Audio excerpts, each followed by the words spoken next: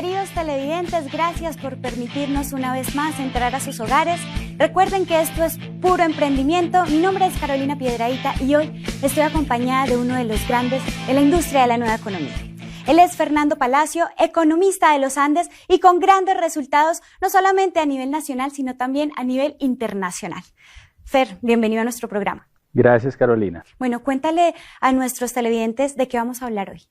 Vamos a hablar de algo apasionante que es la historia del dinero. Bueno, te dejo en compañía de nuestros televidentes. Muchas gracias. Bueno, señores, qué alegría estar con ustedes en este espacio que tenemos en Puro Emprendimiento. Hoy vamos a hablar de un tema muy apasionante, un poco desconcertante. Es probable que algunos de ustedes no duerman bien después de escuchar la información que vamos a presentarles. Y lo más importante, creo yo, es crear conciencia sobre el mundo en el que vivimos, las reglas del juego y lo que está pasando. En este momento, en la actualidad, tenemos el dólar subiendo y el petróleo bajando. Y la pregunta que yo le hago es, ¿realmente usted sabe por qué? ¿Sabe por qué ocurren esos ciclos dentro de la economía?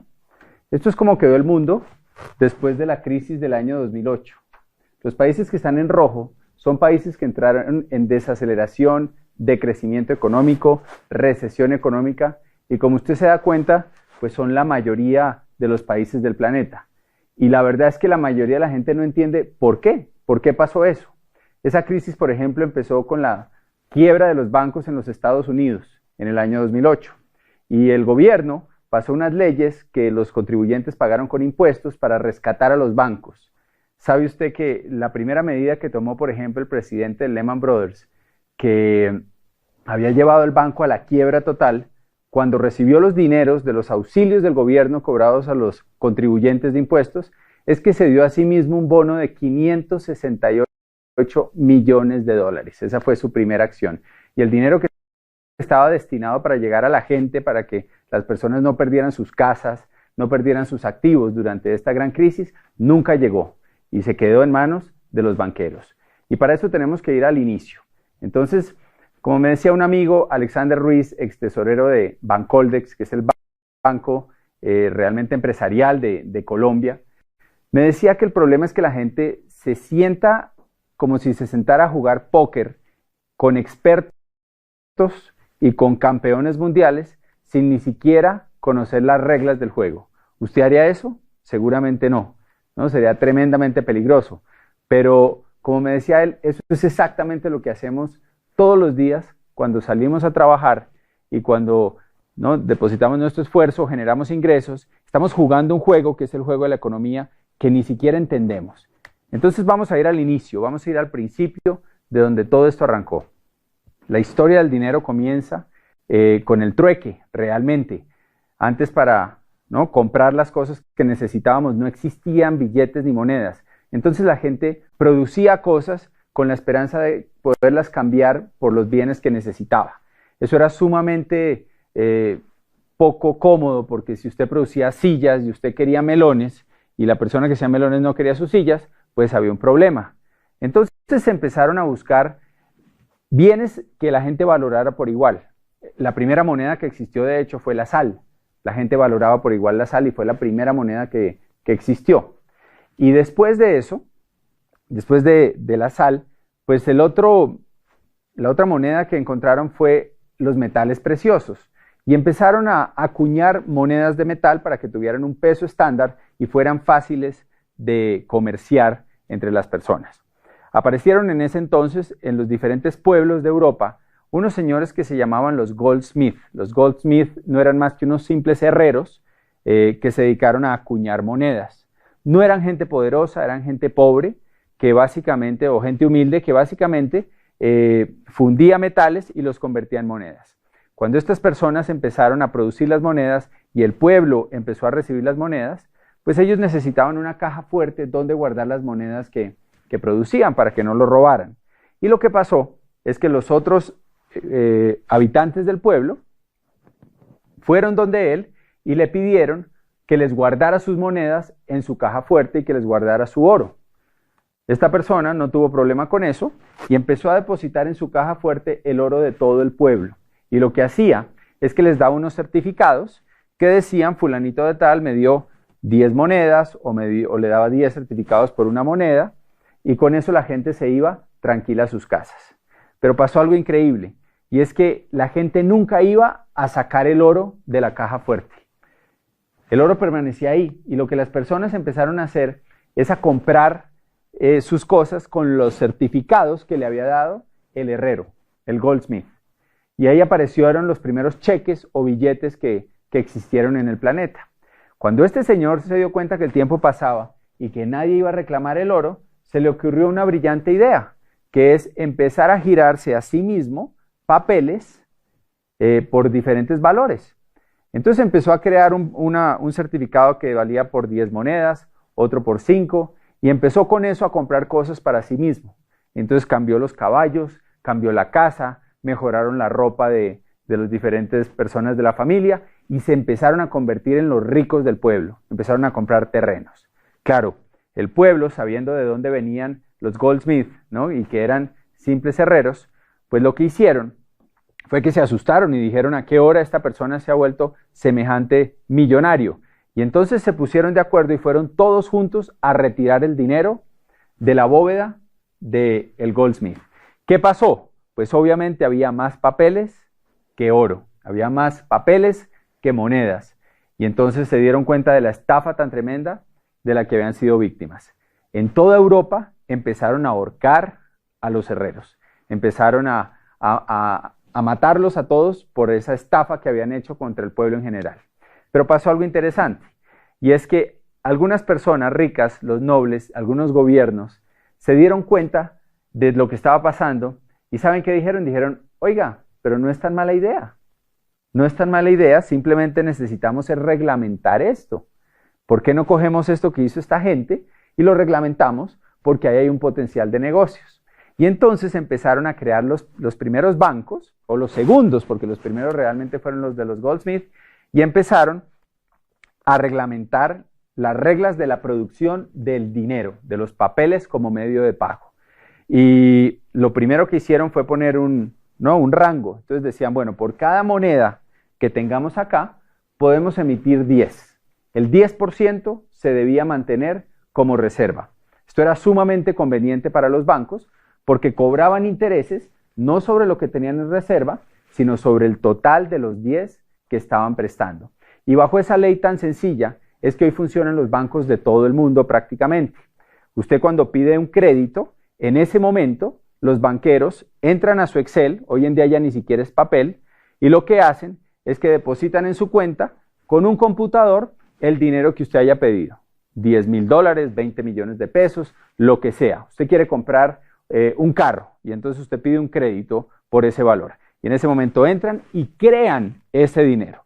Lo único que tienen que tener es un poco de dinero de reserva para poderlo crear. Hoy en día además las proporciones del fraccionamiento del dinero, que es como se llama todo esto, han bajado. Y en algunos casos y países llega simplemente a un 2% como reserva para lo que se presta al público. Entonces, imagínese ese negocio. Usted monta con un amigo un banco. Entre los dos ponen $1,000. Pueden prestar por lo menos 10,000. Y adivinen sobre qué valor le pagan a usted intereses. Pues sobre los 10,000 que usted acaba de crear. Y es por eso que los bancos siempre son los edificios más bonitos y siempre son realmente los que dan ganancias, pase lo que pase con la economía. Los bancos siempre ganan. Y lo otro que es interesante de todo este tema es que el dinero vuelve al banco. Si usted pide un crédito por 30 millones de pesos para comprar un carro, usted va y compra el carro, pero adivine qué hace la persona que recibe ese dinero de usted, la que le vendió el carro. Pues coge ese dinero y viene y lo deposita al banco. Y ahora eso se vuelve una reserva para el banco. O sea que ahora puede generar créditos por 300 millones de pesos. Y esto se vuelve un ciclo que nunca para. Y el resultado de eso es que cada vez hay más dinero, más dinero, más dinero en la economía. Y lo que eso nos ocasiona a todos se llama inflación.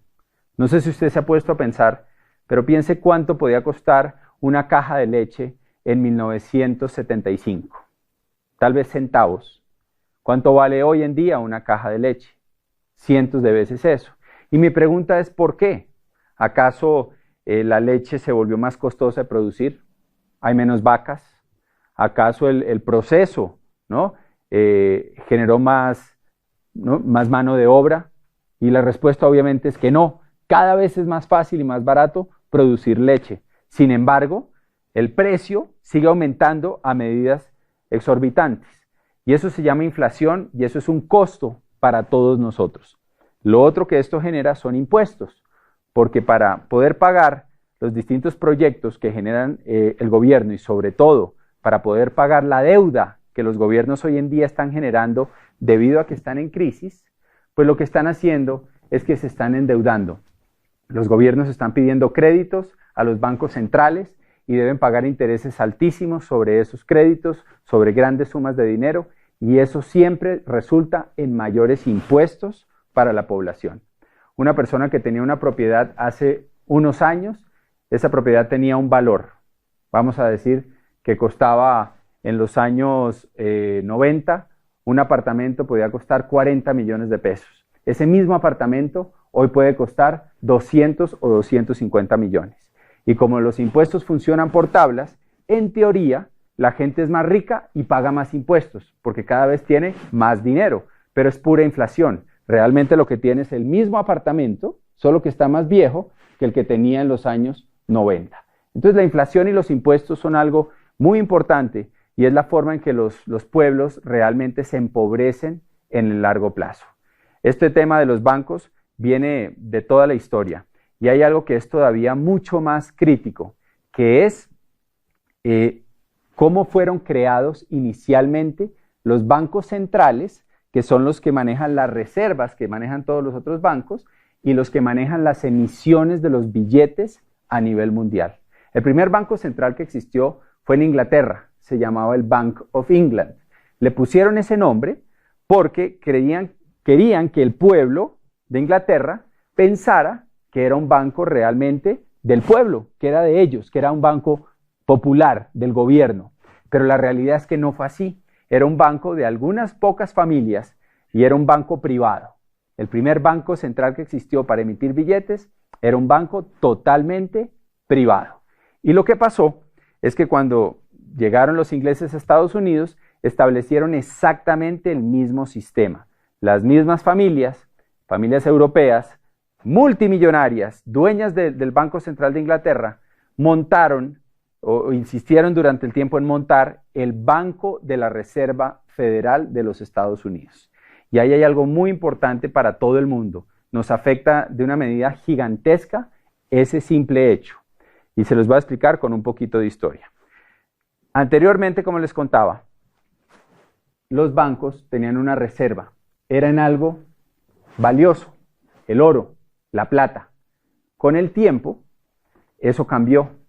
Después de la Segunda Guerra Mundial, necesitaban reconstruir Europa y se creó una reunión que se llamaba el Acuerdo de Bretton Woods, y en este acuerdo los países europeos acordaron eliminar el patrón oro, empezar a producir billetes. Y el acuerdo se basaba en que iban a seguir regidos por el dólar americano, el dólar de los Estados Unidos. ¿Por qué? Porque ese dólar todavía mantenía el patrón oro. Entonces, de cierta forma, seguían ligadas a algo real, a algo valioso. Eso fue un convenio que Estados Unidos aceptó y aceptó volverse la moneda del planeta entero. Por eso hoy todo lo comparamos con dólares. Por eso hoy nos afecta tanto un alza del dólar como la que hemos tenido últimamente y la gente pierde empleos y los importadores no les cambia el negocio y afecta el precio del petróleo. O sea, todo eso viene desde el acuerdo Bretton Woods en 1944. Pasó algo interesante. En 1971, Richard Nixon, presidente de los Estados Unidos, decide acabar con el patrón oro y dice, no, eso ya no es necesario. Rompe el acuerdo de Bretton Woods sin consultarle a nadie y decide que ahora el billete emitido por los diferentes bancos no va a estar respaldado por nada. Simplemente va a ser papel, va a ser un pedazo de papel que la gente va a usar para cambiar. Anteriormente, si usted iba al banco con un billete, por ejemplo en Colombia decía pesos oro, pues a usted le daban una suma de oro por el valor de ese billete.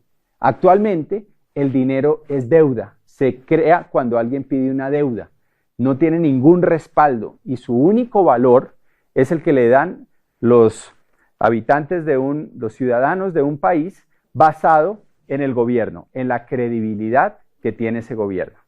Y todo eso es muy importante porque si analizamos el tema, todas las economías del mundo están hoy atadas al dólar. Y lo más complicado del tema es que la Reserva Federal de los Estados Unidos no es ninguna reserva, ni tampoco es federal. No es del gobierno, es de unas cuantas familias poderosas que manejan la impresión y la creación de los dólares en toda la economía. ¿Cómo le parece eso? Imagínese uno tener el monopolio, el poder absoluto sobre un bien que todo el mundo quiere y que todo el mundo necesita. Y usted ser el único autorizado para producirlo en el mundo entero. No suena muy ético, ¿cierto? O sea, claramente derivará en corrupción. Y es lo que ha pasado. Y al ser ellos los dueños de la moneda, lo que ha pasado a través de la historia es que, bueno, vamos un poquito atrás, desde 1913 se establece la Reserva Federal de los Estados Unidos y desde entonces ellos manejan, imprimen y crean la oferta monetaria. Eso es, cuánto dinero hay en el mercado.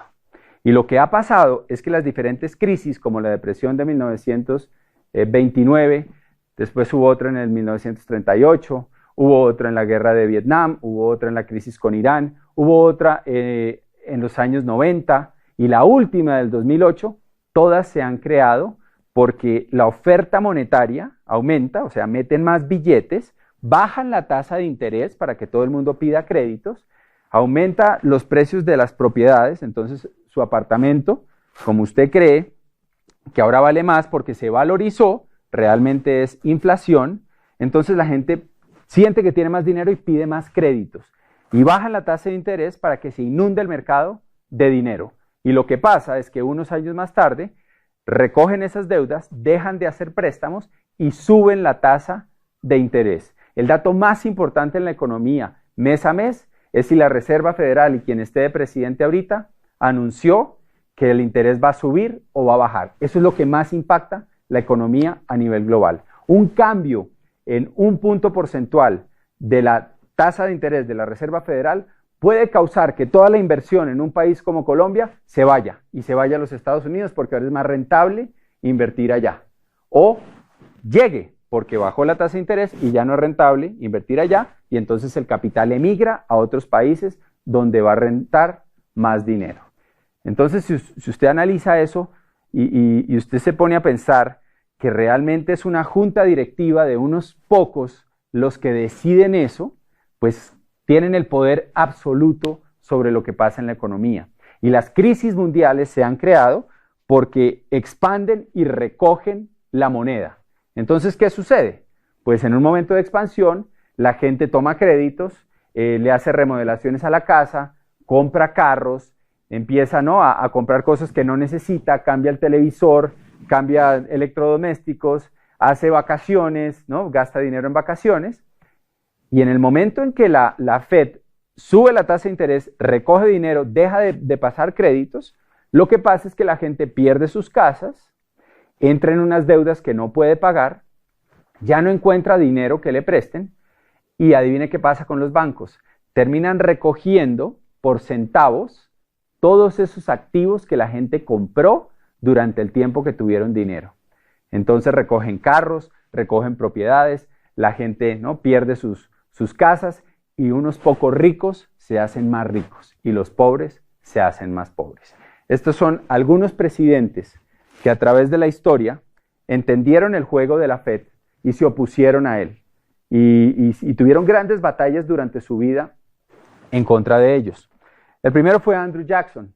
Andrew Jackson luchó una batalla muy dura contra el poder central y él logró ganar esa batalla y logró que por unos 60 años los Estados Unidos no tuviera un banco central. Cuando le preguntaron en su lecho de muerte cuál había sido su logro más importante en la vida, él dijo, yo maté al banco. Él se enorgullecía profundamente de que le había ganado esa batalla al banco. Tuvo intentos de asesinato, se salvó varias veces de perder la vida y fue alguien pues, que entendió el problema y luchó por él. Y lo paró 60 años, pero esto es un problema recurrente. Y desde que se creó el Bank of England, que aparte piensen algo, ¿no? Bank of England porque querían que pensara el pueblo que era de Inglaterra. Banco de la Reserva Federal porque querían que los americanos pensaran que era federal y que era de los americanos. No sé si les suena a algún banco. ¿Cómo se llama su banco? Donde usted tiene su dinero. ¿Tiene algún nombre así?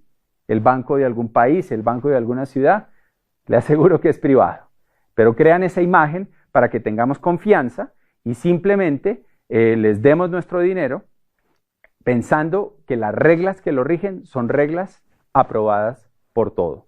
Este es otro presidente que muchos conocen, Abraham Lincoln. Abraham Lincoln ganó la guerra civil porque tomó la decisión de empezar a emitir billetes. Él, y esos billetes, hizo una emisión muy controlada que apenas cubría lo que la gente necesitaba para hacer sus intercambios. No creó ningún negocio, no había intereses altos por crear deuda con esto. Abraham Lincoln fue asesinado y su frase más importante en este tema es que le dimos al pueblo de esta república la mayor bendición que han tenido, la posibilidad de imprimir su propio dinero y de pagar sus propias deudas. Lincoln pensaba esto. Este es otro que muchos no han oído, Jefferson.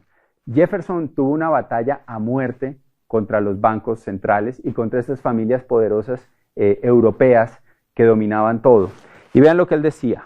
Creo que las instituciones bancarias son más peligrosas para la libertad que los ejércitos en armas. El poder de emitir dinero debe ser retirado de los bancos y regresado al pueblo a quien pertenece. Thomas Jefferson. Y pues que sí todos lo recordamos, John F. Kennedy. John F. Kennedy firmó un decreto que se llamaba la Orden Ejecutiva 1110, en la que volvía a establecer la plata, porque Estados Unidos era rico en plata, aún lo es, como la moneda para quitarle el poder a la Reserva Federal. Era una de las misiones que él tenía y también fue asesinado. Y su frase fue: un día después de que me haya ido, me recordarán y dirán, debimos haber abolido la Reserva Federal. Entonces, si se dan cuenta, esto es algo que es recurrente en la historia, que ha pasado una y otra vez. Tan solo unos años después de la muerte de Kennedy, es que Nixon pasa el decreto en que básicamente eliminan el patrón oro. Entonces, todo esto nos afecta tremendamente. ¿Y qué podemos hacer al respecto, ¿no? ¿Cómo nos podemos defender de todo esto? Pues, señores, lo más importante es que entendamos lo siguiente.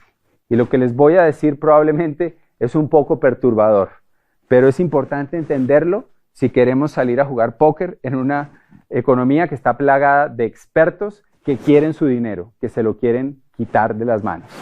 Y es entender el cuadrante del flujo del dinero. Hay 4 formas de ganar dinero: empleados, autoempleados o self-employed, dueños de negocio o business owners y inversionistas. Las personas que están del lado izquierdo de este cuadrante se pasan toda la vida persiguiendo dinero, cambian su tiempo por dinero. O sea, invierten meses, años, décadas de su vida para que alguien les ponga con un Excel dinero en su cuenta. Se la pasan toda la vida persiguiendo el papel que hoy en día no tiene ningún valor. ¿Se imaginan? Las personas que están del lado derecho del cuadrante entienden algo diferente. Ellos no trabajan por dinero, ellos trabajan por crear activos. Ellos trabajan por ser dueños de empresas, de propiedades, de activos, que en últimas un activo es algo que nos pone dinero en el bolsillo, algo que nos produce algo. Porque ellos entienden que al tener activos están protegidos contra esos ciclos de la economía. Lo más complicado de todo este tema es que ante un cambio grande en la economía, existe una hiperinflación, ¿no? Que eso es una inflación muy alta, y perdemos nuestra calidad de vida. Pongamos un ejemplo. Hoy en día hablar de esto es fácil porque la gente está viendo la situación de los países vecinos de Sudamérica, lo que pasó en Argentina hace unos años con el cacerolazo famoso en que la gente tenía una moneda que valía igual que al dólar y hoy en día son como 13 pesos argentinos por un dólar, o sea, ha perdido la mayor parte de su valor. Podemos ver lo que ha pasado en Venezuela, que si sumamos la inflación de los últimos 10 a 15 años desde que está este gobierno, pues la inflación alcanza casi un 400%. ¿Y qué quiere decir eso? Pues eso quiere decir que si usted se ganaba 2 millones de bolívares, por poner un ejemplo, o 2.000 bolívares, usted podía tener un estilo de vida que se compraba con 2.000 bolívares. Ahora con una hiperinflación del 400%, pues ahora ese estilo de vida que usted tenía, ¿cuánto cuesta? Cuesta 8.000 bolívares o 8 millones, si lo hacemos con el otro ejemplo. O sea que usted perdió realmente 3/4 partes de su estilo de vida. ¿Qué pasaría con usted si el día de hoy a usted le quitaran 3/4 partes de su ingreso? ¿Dónde podría vivir si usted lo que paga de arriendo o de hipoteca se redujera a 1/4 parte de lo que usted paga? ¿Qué tipo de mercado podría hacer? ¿Se dan cuenta? Perdimos en ese ejemplo 3/4 partes del valor o del estilo de vida que teníamos. Sin embargo, ¿ustedes creen que los sueldos los aumentan en 4 veces? No, obviamente no. Los sueldos los van aumentando con un porcentaje mínimo mensual que es prácticamente irrisorio y esos sueldos nunca dan para volver a comprar ese estilo de vida que teníamos antes. ¿Cómo nos podemos proteger? Teniendo activos, por ejemplo, si usted es dueño de un apartamento y usted arrienda ese apartamento a 2 millones de pesos y hay una hiperinflación, pues ahora usted va a poder arrendar ese apartamento en más, en 8 millones o de pronto en más, que es lo que hemos visto muchas veces, por ejemplo en Venezuela, los arriendos se dispararon.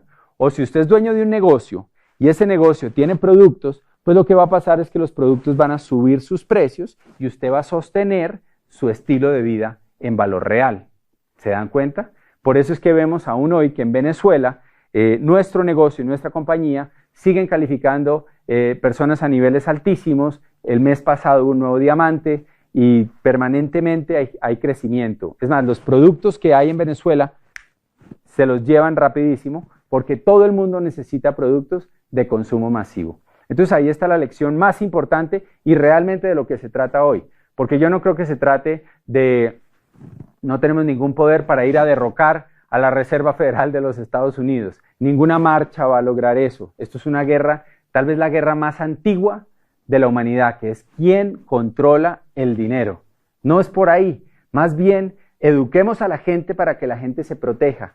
Y en vez de salir a perseguir un papel que en cualquier momento puede no valer nada, enseñemos y eduquemos a la gente a salir a trabajar por crear un activo, porque sean dueños de algo que los proteja ante estas situaciones. Entonces ya para terminar, yo les voy a mostrar algunas imágenes que son impactantes, pero que debemos ver para crear conciencia. Esto se llama la República Weimar. La República Weimar es Alemania después de la Primera Guerra Mundial. Hubo una hiperinflación tan grande que pasaban cosas como estas. Esto es una persona en su casa acumulando la cantidad de billetes que tenía. ¿Era muy rico? No, era pobre. Pero los billetes no valían nada, habían perdido todo su valor por un cambio en la economía, por una crisis. Esto es un señor empapelando la pared de su casa con billetes. ¿Por qué? Porque era más barato empapelar con billetes que salir a comprar papel para empapelar. Estos son niños construyendo castillos en la República Weimar con fajos de billete. Esto es un señor que iba a hacer mercado. Y estos son billetes de esa era. Y ustedes van a ver ahí un billete de 100 billones de marcos. Y ahí hay otro de 500 millones de marcos.